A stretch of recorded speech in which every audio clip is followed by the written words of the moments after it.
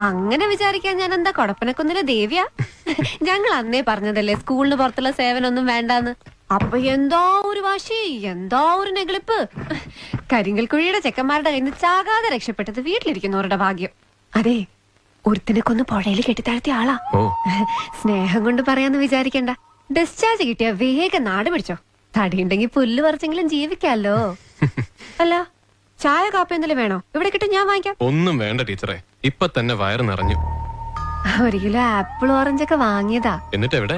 അല്ല, അതാ പറഞ്ഞ മാഷ്ക്ക് കഷ്ടകാല എടുക്കാൻ മറന്നുപോയി. അപ്പൊ കേട്ടത് ശരിയാ? എന്ത്? അല്ല, പിശക്ക് കണ്ടുപിടിച്ചത് ഇയാളാണെന്ന് ഒരു നാട്ടുവർത്താനുണ്ടേ.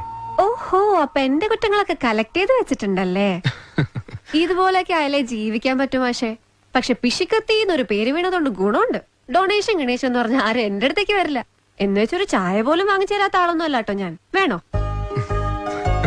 എനിക്കൊന്നും വേണ്ടേ എന്റെ കൊടപ്പനക്കുന്ന് ദേവിയെ. അപ്പൊ ഞാൻ ഇറങ്ങാം. മാഷിന്റെ അത്ര പ്രായമൊന്നും ഇല്ലെങ്കിലും ഉള്ള ലോകപരിചയം വെച്ച് പറയാം. ചുവരുണ്ടെങ്കിലേ ചിത്രം വരയ്ക്കാൻ പറ്റൂ, കൈ ഉണ്ടെങ്കിലേ ശമ്പളം വാങ്ങിക്കാൻ പറ്റൂ.